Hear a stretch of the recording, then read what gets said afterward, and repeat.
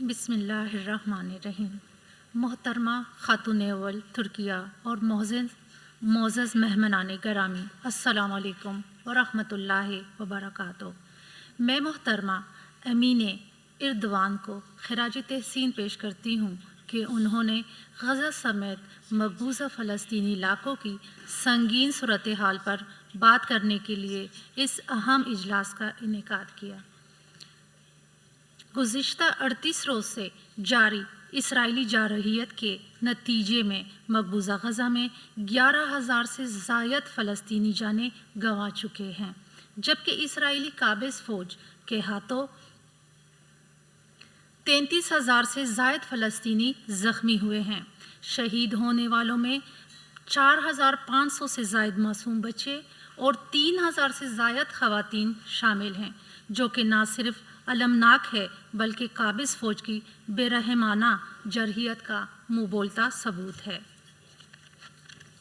میں عالمی برادری اور عالمی ضمیر کے سامنے یہ سوال رکھنا چاہتی ہوں کہ اگر یہ غیر انسانی ظلم و استبداد جنگی جرم نہیں ہے تو پھر کیا ہے؟ اس سے پہلے بھی غزہ کے دلیر اور نڈر شہریوں نے جزوی محاصرہ برداشت کیا ہے۔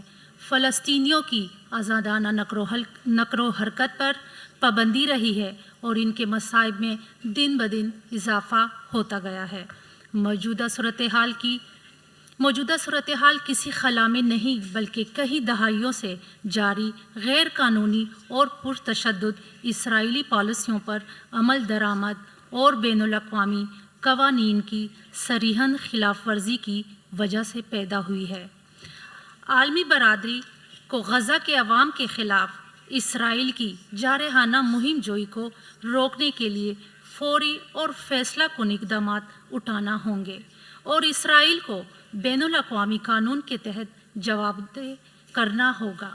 نہتے اور معصوم شہریوں کو تحفظ دینا ہوگا اور غزہ کی غیر قانونی غیر انسانی ناکہ بندی کو فی الفور ختم کرنا ہوگا۔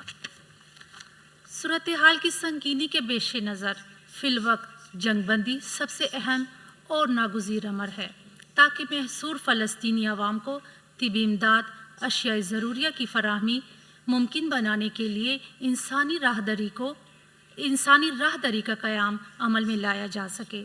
پاکستان مقبوضہ غزہ کے فلسطینیوں کو بے گھر کر کے دوسرے ممالک میں آباد کرنے کی مذموم اسرائیلی سازش کی مخالفت کرتا ہے۔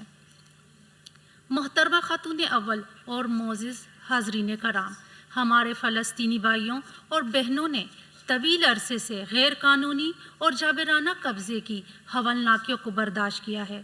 حالیہ اسرائیلی جارحیت بشمول فضائی اور زمینی حملے اسرائیل کی واضح ہٹ درمی اور بین الاقوامی قانون اور انسانی حقوق کے اصولوں کی دانستہ بے توقیری کا واضح ثبوت ہے۔ ہماری بھرپور ہمدردیاں اور دعائیں ان تمام بے گناہ فلسطینیوں کے ساتھ ہیں جو اس لامتناہی ظلم و استبداد کا شکار ہیں۔ میں یہ واضح کرنا چاہتی ہوں کہ پوری پاکستانی قوم غیر متزلزل یکجہتی کے ساتھ اپنے فلسطینی بہنوں اور بھائیوں کے ساتھ کھڑی ہے۔ ہم ہمیشہ فلسطینیوں کے حق خود ارادیت کی مکمل حمایت کرتے رہے ہیں اور اس خود ارادیت کے حصول تک یہ غیر متزلزل حمایت جاری رہے گی۔ میں عالمی برادری سے پوچھنا چاہتی ہوں کہ فلسطینی عوام کا جرم کیا ہے؟ انہیں کس بات کی سزا دی جا رہی ہے؟ کیا یہ سزا اپنی سرزمین پر حق کا دعویٰ کرنے اور ناقابل تنسیخ حق خود ارادیت کے حصول کی کوشش کے جرم میں دی جا رہی ہے؟ مقدمہ فلسطین قانونی، سیاسی اور اخلاقی ہر اعتبار سے سراسر جائز ہے۔ اس کی توثیق اقوام متحدہ کی متعدد قراردادوں سے بھی واضح ہوتی ہے۔ اسی طرح یروشلم کی قانونی حیثیت قطعی غیر مبہم ہے۔ اقوام متحدہ اور اسلامی تعاون تنظیم کی متعدد قراردادوں میں قابض طاقت کی جانب سے یروشلم کے کردار اور حیثیت کو تبدیل کرنے کے لیے اٹھائے گئے تمام اقدامات کو واضح طور پر کالعدم قرار دیا گیا ہے۔ اقوام متحدہ کی متعدد قراردادیں بشمول قرارداد 2006 اس امر کو واضح کرتی ہے کہ اسرائیل کی طرف سے فلسطینی سرزمین پر آباد کاری بین الاقوامی قانون کی نہ صرف صریحاً خلاف ورزی ہے بلکہ مسئلہ فلسطین کے دو ریاستی حل اور دیر پا امن کی راہ میں ایک بڑی رکاوٹ ہے۔ صاحبہ صدر اور معزز حاضرین کرام، مسئلہ فلسطین پر ابہام پیدا کرنے کی کوشش لا حاصل ہے۔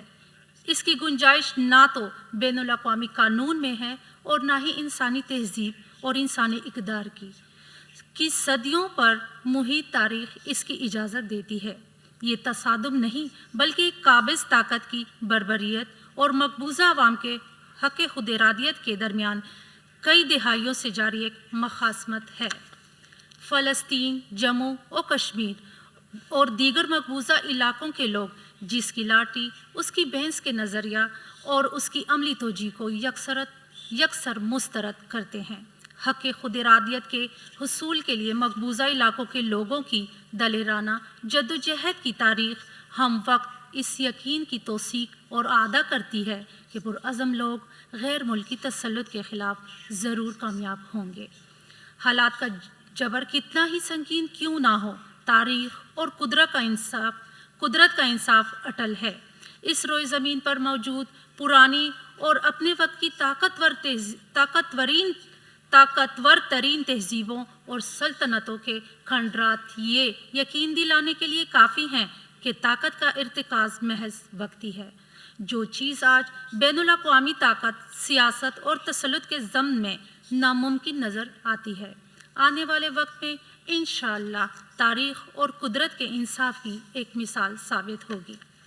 مسئلہ فلسطین کے دیر پا حل کے لیے فلسطینیوں کی ایک ایسی ریاست کا قیام ناگزیر ہے جو جون 1967 سے پہلے ایک پرامن مشرق وسطی کے لیے ایک آزاد، خود مختار اور جغرافیائی طور پر متصل فلسطینی ریاست کی سرحدوں پر مشتمل ہو اور اس کا دارالحکومت القدس شریف ہو۔